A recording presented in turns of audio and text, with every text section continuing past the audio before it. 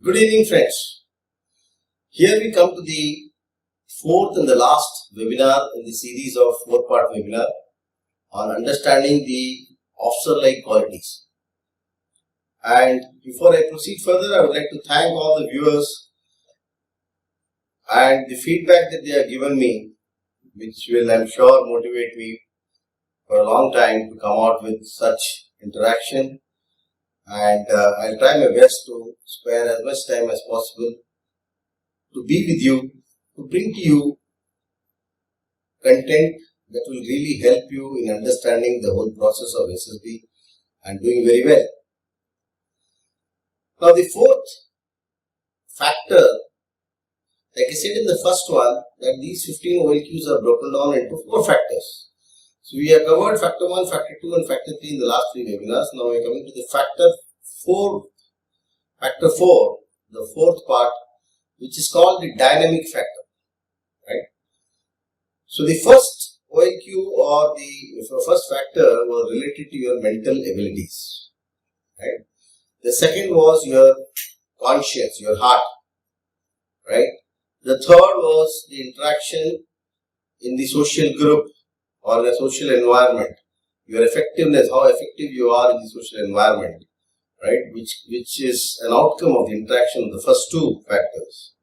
And the last factor is called the dynamic factor, which is about your body, right? Now, what is it? What are the qualities under this? There are primarily three qualities in the dynamic factor. The first one being determination. Now, what is determination? Right? Determination is the ability of a person to sustain his efforts till the objectives are achieved. Very simple. I am just putting everything in a very simple way that you can understand. It is basically the ability of a person to sustain his efforts till the objectives are achieved. Now, what does this mean? There are people, in fact, I am sure you will be able to relate. Many of you decide on the day one, I am going to change and I am going to do this, I am going to follow this routine. I am sure many of you must have done it. Okay. And I am going to get up at 4 in the morning, go for a run, or do this, do that. They would make a nice timetable, paste the timetable in front of your table, and the first day you wake up. Okay, and you follow the routine. After a few days, slowly you will find that you will stop following the routine. Right? Now this is what is lack of determination. You had decided, you had set a goal for yourself and you had decided that you are going to follow a certain schedule and you are going to come out with flying colors in the end of the day, right? But then most of us, many of us will not sustain this. We will give up halfway through. I'll give you a very simple example, another example for all those who have done long distance running.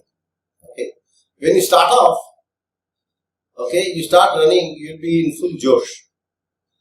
After about a kilometer, 2, 3, depending on your normal endurance, your brain start telling you that you are developing a cramp in your stomach or your calf muscles are paining.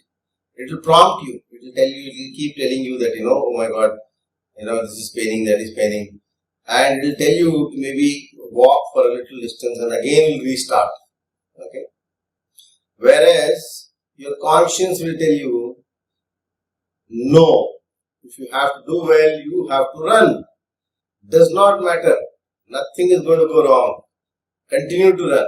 Okay. Now it is between the mind and the conscience, right, which wins over or which takes over, right? So what happens? If the mind is strong, you will stop and you start walking. And if your resolve, your conscience is strong, you will say, let what may happen, I am not going to give up and I am going to do it. This is what is determination. Daily example, what we all have experienced, right? Now, how does this get translated into assessment? Okay, very simple. Okay, in the various stories that you write, various SRTs you attempt, your determination will come out without you knowing Because when you assume a character to be your main character and you write as to what he is doing or what he is doing in that particular story, from there the assessor will easily come to know whether the main character is able to sustain his action till the objectives are achieved or not. Right? Similarly, in the interviewing technique, there will be a lot of questions that will be posed to you. Okay, and if you are determined, you will continue to boldly face the interview and you will answer. Okay. But there are many of us who will halfway through the interview, we will give up.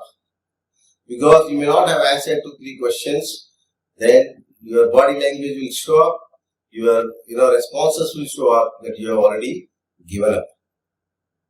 You are not able to sustain because of a few failures here and there, because a few questions you could not answer. And the GTO technique, it comes out very loud and clear. It comes out very loud and clear. You are sitting in the group discussion, right? You put up your point and somebody countered it, right? So what happens? The candidate who is strong in his resolve, he will think further, he will come out with a new fact and he will again give a point.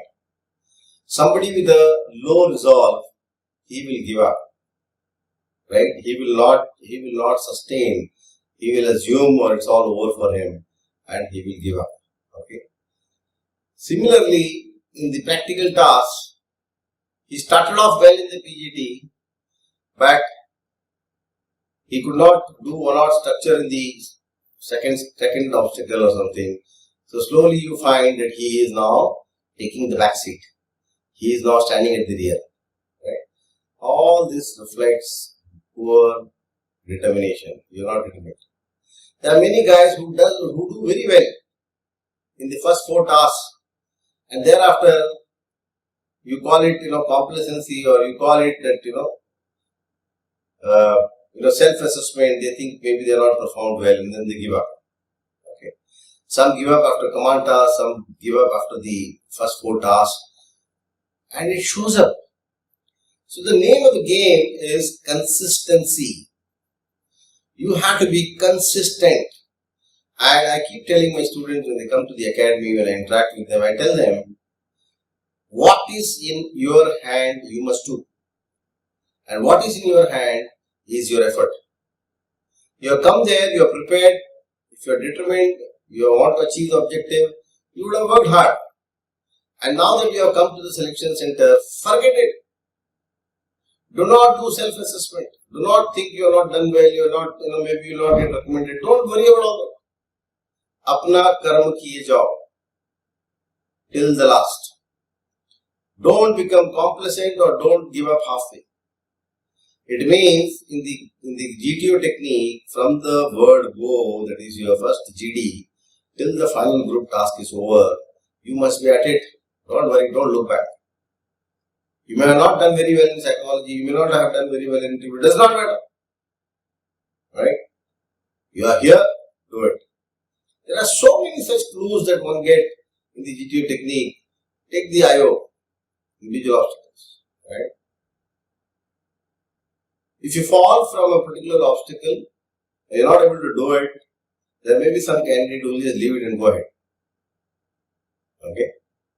And there may be another candidate who will give it another attempt, a third attempt, and then finish it or does it.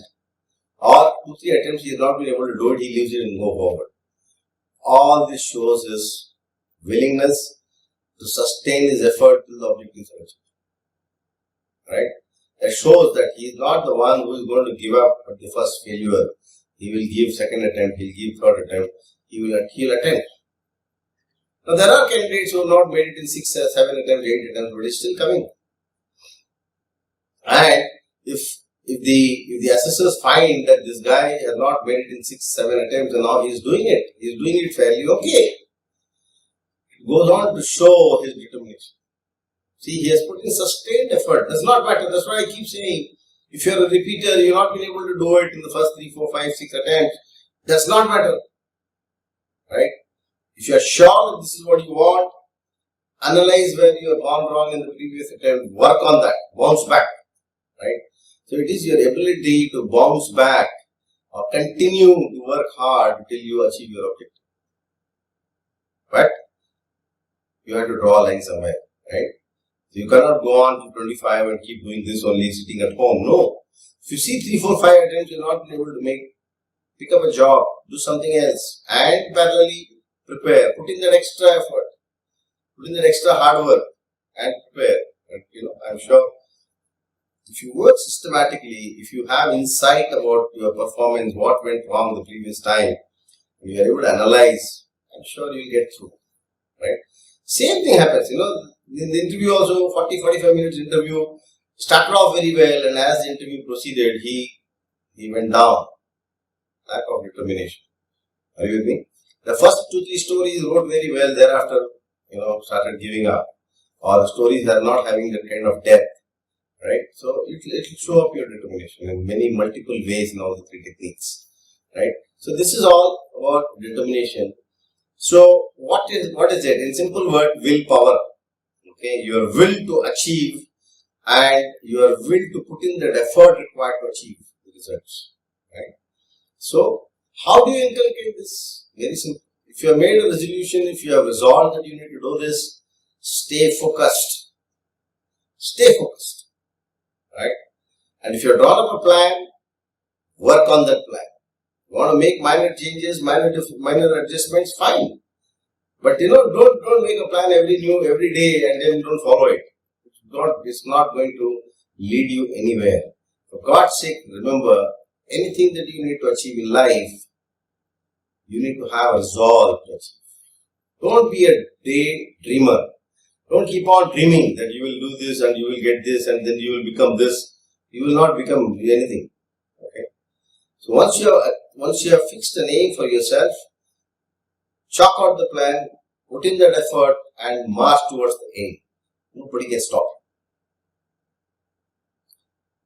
Now let us come to the next OLQ, which is courage, right? Now this is a very important quality. In the previous webinar I had mentioned about core qualities. Factor 2, all 3 qualities are core qualities. Factor 3, your liveliness is a core quality. And factor 4, the courage is a core quality. Is it clear? Now core qualities are those qualities which are innate. It's already formed up through your nature and nurture. Now these are not qualities which will change very fast. But it does not mean that you cannot change. It may be difficult to change. It may take a little more time to change. But all qualities are trainable. This is what I believe. Right? Now what is courage? Courage does not mean climb up a 5th floor of the building and jump from there. That is being reckless. That is being foolhardy. Right? Courage is the ability of a person to take calculated risk. Right? Now the word calculated is very, very important. Recently, somebody had asked me a question on this in the Telegram channel, right? And I said the same thing, right? Courage is about taking calculated risk and taking purposive risk, right? Somebody sitting on the bike and flying away at 150 kilometers per hour just because the roads are empty and the road is fine. Now that is not courage. That is recklessness. Because there is no purpose unless he has to reach for some purpose very, very urgently and is doing it. If he's just doing it for fun, then he is being foolhardy. That is not what is courage. There has to be a purpose to take that risk. And that risk should be calculated. You should know exactly what if this action goes wrong, what is the penalty, and what if you don't initiate this action, what's going to be the penalty. Are you with me? So, you need to have a purpose and you need to calculate the penalty if you do this or if you don't do this. And then you take action. And that is what is courage. See, life, there will be a lot of risky situations that one will encounter. Okay. So if there is a purpose, you need to take a risk. Why not? Now let us see how this gets assessed in the various techniques. Right? Now what happens in the psychological test? When you attempt writing a story for tag, okay, and suppose there are people around the well, okay, there are people around the well, and you may conceive a story that your main character was passing by and he sees a crowd around the well. He goes and inquires, and he was told that there is a small animal which has fallen into the well and that needs to be rescued. Okay. And if you are going to construct the story further like this, that you go pick up a rope, tie the rope around your waist, tie the other end of the rope to the tree, and then go down to pick up that animal. Perhaps, this risk is uncalculated and it is not purposive. If it is a small animal, a cat or a pup, right, there are much better ways of doing it. There are much better ways of bringing that animal out without taking such a huge risk. Right? So you need to associate. You could have tied a basket, okay, and then put the basket down and now submerge the basket, take it around the pup and then lift the basket, the pup will be inside, and then pull the basket up and the pup will be out. You should not take risk of yourself where the purpose is very simple and you know that you can handle the purpose better. Similarly, if somebody constructs a story and he says that there was a leopard that has fallen into it, and the solution is same, that you are going to tie a rope around your waist and go down, you will only be called an ass. You cannot do that. The risk is phenomenal, okay? And what are you doing? You are going down in front of the leopard. I am sure you may be thinking that, nobody will do this. Let me tell you, I have seen hundreds of stories being written like this. Now, I wonder where are they getting these ideas from. There is no application of mind. They think they are reflecting courage. For God's sake, let me tell you, you are not reflecting courage. You are reflecting stupidity, foolhardiness. You are reckless. Reckless people are dangerous. Similarly, in your SRT, there will be SRTs where you will have to show courage. Your responses should be like that. And I'll give you a very simple example. Okay.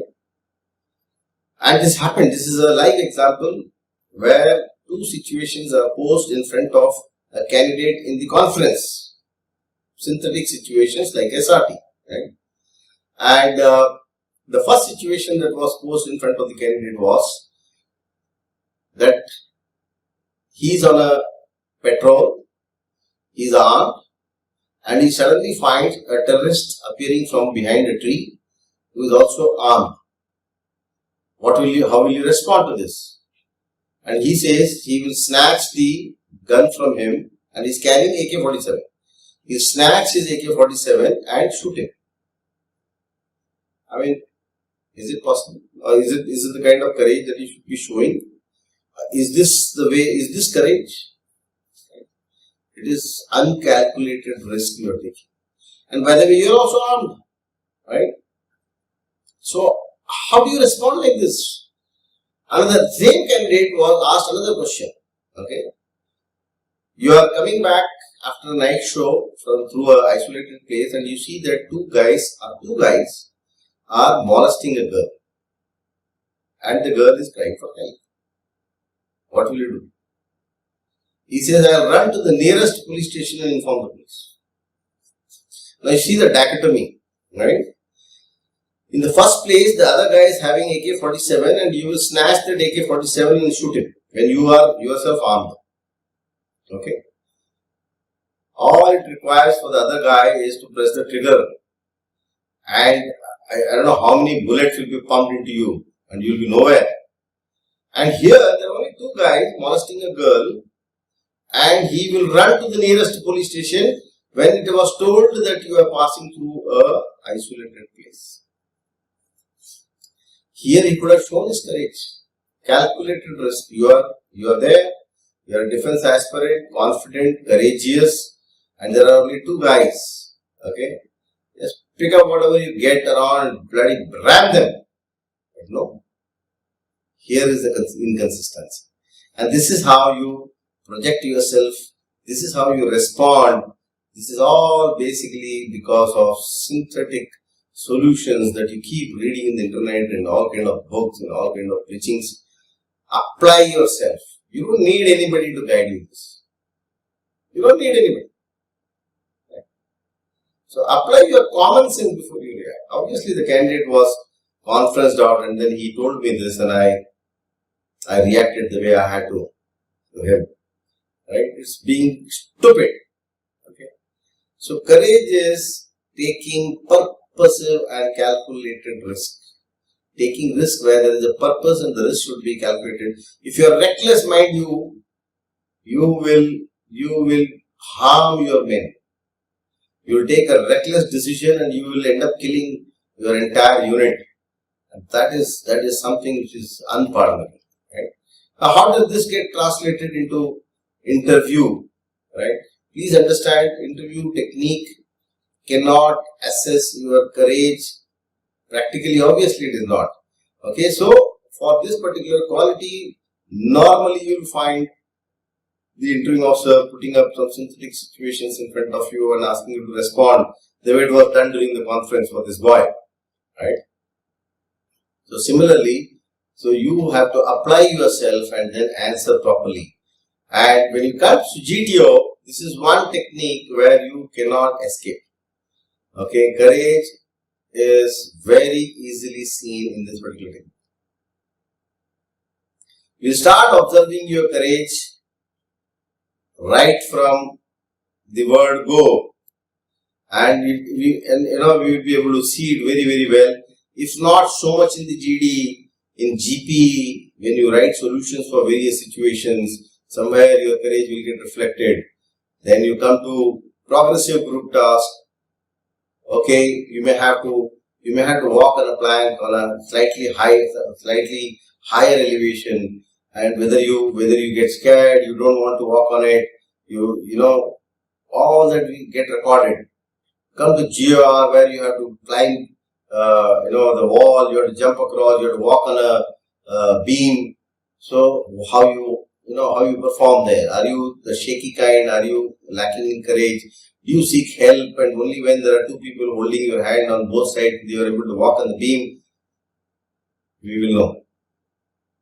Okay, we will be able to make out in the group task itself, and in the confirmatory series, we will be able to see that in your individual obstacles. Right? There are guys. Now, how do we identify reckless guys? Okay, there are high-rise structures. Like for example, the commando walk. Okay, and a lot of people ask me in AFPA when they're there on the field and doing the IOs, they ask me this question. So, can we jump off from the top after crossing the bridge? Is it necessary that we have to use the ladder and come down? Can we not jump off from there? Now, my question to them is, what is the purpose? Why should you jump? And what is the risk you are taking?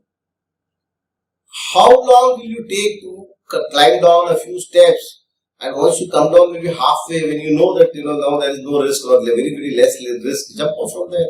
Why do you have to jump from the top? Absolutely no reason to do that. Okay, but people do that. People do that. In the Tigers League, they will just jump off with one hand touching the rope and fall down. Right? There's a certain height. When you jump, what is the harm in holding the rope with both the hands and coming down? That's what you have been demonstrated. That's what you have been told. What kind of bravado are you trying to show by just touching the rope and jumping off from there? And then, what if you twist your ankle? Finished? You're done? For God's sake, don't try to prove your courage by doing such extraordinary things when there is no purpose. There are guys who do this in the double ditch. They come running, they just touch the rope and then jump off to the next platform. They slip and go and fall into the second ditch. Why do you have to do that? And in the bargain, they'll come back running to the GTO and show their, bruised knees or, shin. What are you trying to do? Not required. Just do what has been told. Take all safety precautions, achieve your objective. Courage is not about being reckless. When you have this kind of an attitude of taking unwanted risks without a purpose and risk without any thought, you will do the same thing on the field. You should fire a bullet only when it is required. And only after a certain calculation, if you do that, what happens on the other side, what is going to be the casualty on your side, and all those things you have to take into account. Otherwise, you will definitely end up killing your men and you may harm yourself. Alright? I hope I have been able to explain these three things, this particular OLQ and give you enough examples of three techniques, how it gets assessed. So now how to inculcate this? Now why is this called a poor quality? Because if there is a guy who was not comfortable doing these kind of things, who lacks courage, he will not do it. Right? We have seen n number of cases. I have seen n number of cases in AFPA. the day one when the IO is done, when IO is taught, you will find him shaky. I'll find him shaky. He will climb up the tiger's leap, the platform, he'll come down, he will not jump. He will stand there, he'll make so many attempts to jump, but he will not jump. Okay? And this continues for him till the last day, and he is not able to jump. So, it's very clear. If you have the issue in courage, it's difficult to cope up with. So what do? We encourage, we initially take the rope closer to him, make him jump, but then he wants to hold the rope and come down. He will not take a leap. So, we make an attempt. We coach them. Now what happens? Why does this happen? This primarily happens because this child, when he was young, he was not allowed to even fall. Right? He was extremely protected. Very protective environment, very protective parents. They did not even allow him to fall down. So he doesn't know what bruise is. There are candidates who when they see the blood, they faint. Because they have never seen that. I may be thinking that I am exaggerating. Let me tell you, these are honest things that I have seen in my life. Because he has never fallen down. Because he has never played a sport. He never, fallen down. He never picked up any bruise. He never seen blood oozing out. He has not seen it. And there are a number of guys like this. Right? So he grows up with the belief that, he cannot do all this. There are guys like this. Okay? There are many of them like this. The other lot is, because they have never done this before, initially they find it a little difficult. The moment they do it once, twice, they become very comfortable, confident, and then they come back and tell me, sir, I have been able to do 11 obstacles by the end of the 14 days. Excellent. You see, there are both varieties. Somebody has not done it before, fear of unknown. Natural, it's very natural for all of us. Something that we have never done before, we are doing it for the first time, there is going to be some hesitation, particularly when it is going to cause injury if he doesn't do properly. Right? But he does once, twice, picks up confidence and it's fine. But there are others who is not able to break that barrier, not able to do it. There are guys who go up the commando walk and they start dancing. Right? They either come down or they climb, but then they don't go to the top. They step over to the other side, they sit down, they crawl, somehow they just manage to get off. Too bad, not acceptable. Right? While you may get coached, let me tell you, you may get coached for the other two techniques I take or the interview, and you may go and write anything or you may speak anything. But unfortunately, in the GTO, you have to demonstrate by doing these obstacles. So definitely one of the qualities that we see we confirm in the IO is courage, and that's why there are some obstacles which are high rise. Burma Bridge, a lot of people avoid that. Commando walk, a lot of people avoid that. A lot of people avoid the double ditch. They know they cannot jump, but a lot of them, they pull a fast one. They will just avoid that, they finish all of them, they start repeating. As if trying to project that, he has done all of them and he is repeating. Okay, there have been times when I was the GTO there, I used to call this guy when he finishes, when the next guy starts, I used to call him. I said, have you missed any obstacle? He says, no sir, I have done all and I have repeated too. Then I point a finger and say, have you done that? And then he pretends that, oh my God, sorry sir, I did not see that and I missed it somehow. I say, okay, go and do it now. And as luck would have it, or as I presumed, this guy will go, run, stop, he will not be able to do it. So don't do all this. Don't do all this. So you need to have that resolve, determination. There are guys who come and ask me, so last time I could not do this and I know that I cannot do it, so can I skip that and go forward for any particular obstacle? I said, the very fact that last time you could not do it and again you are going to go for the SSB, what initiative did you take? Where is your determination? How did you try to overcome this?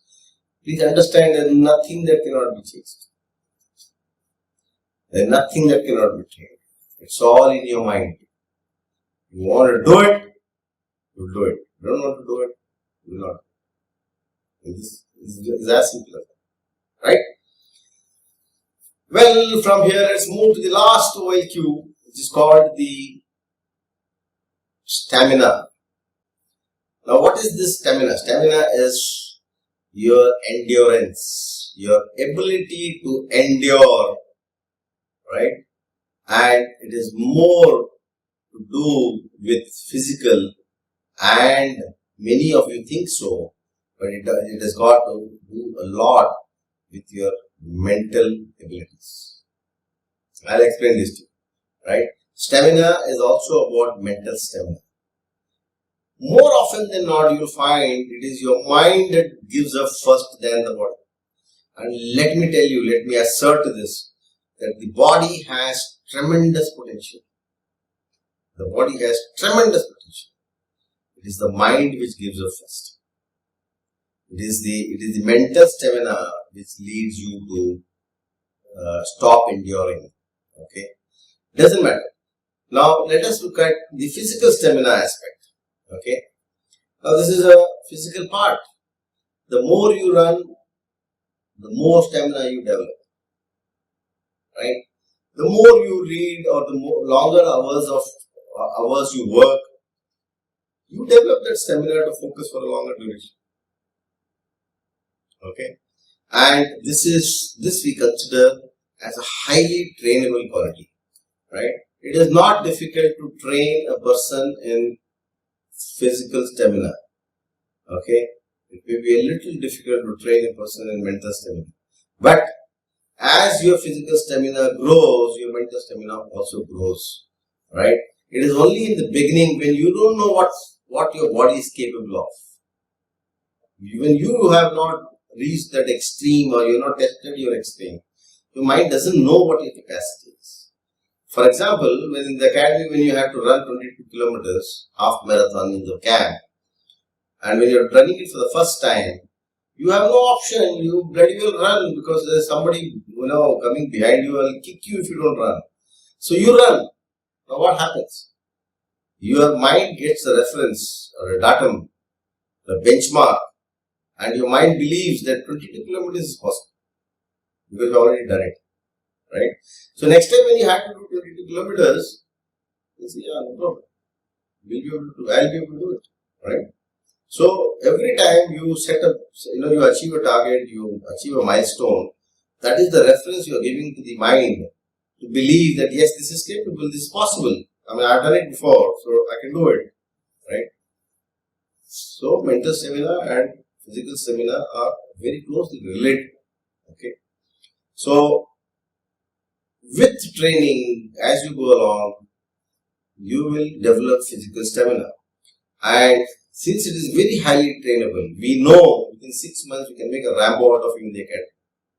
Right? So that's why we don't really bother so much about your physical stamina at the time of assessment. Let me tell you this very candidly. There are n number of candidates. Very frequently I keep getting this question from candidates. There are many candidates who just do about 6-7 obstacles of the IO and they pass. And there are several candidates, particularly the young ones, studied in say science school, military school, or any such, coming from any such environment. They will go on to do maybe 15 obstacles, 5 repeated. Okay, still fail. Right? So stamina is not going to be the cause for your failure unless you are really hopelessly bad. You can't do more than 2-3 obstacles. Right? That's very rare. 6-7, any person of your age should be able to do. And that's good enough, because I know as long as he has proved the other aspects to me, as far as his physical toning, his conditioning, his stamina is concerned, we'll be able to give him that kind of training in the academy. And with that training, the mind, the mental stamina aspect, the mind also gets the reference, and he will know what he can do. I'll give you a very simple example. And I was in the academy way back. Okay, there was a graduate, the Coast Guard course. There was a candidate who was a graduate, was a Sardar. And you'll be surprised to know, a 6 foot tall, hefty Sardar. Okay. And we all used to wonder, how can the Coast Guard select such a heavy guy? Okay, he's so heavy. And every week there is a cross country run. First week, second week, he used to come in the ambulance.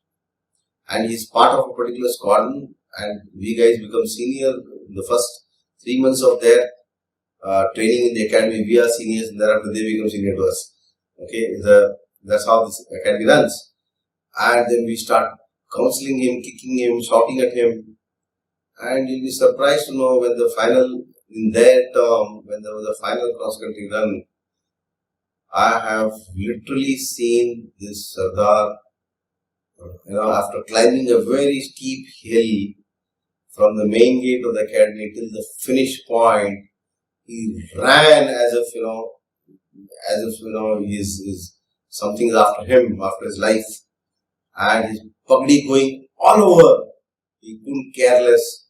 He sprinted from the main gate, reached the finish point about 2 kilometers inside the academy, and collapsed. Right? That is the kind of alignment the mind and the body achieves with every benchmark that you cross, every time you endure yourself. Right? So that's very easy to achieve. And he became very lean, fit, not very lean, but he reduced a lot of kgs in the academy in the span of 6 months.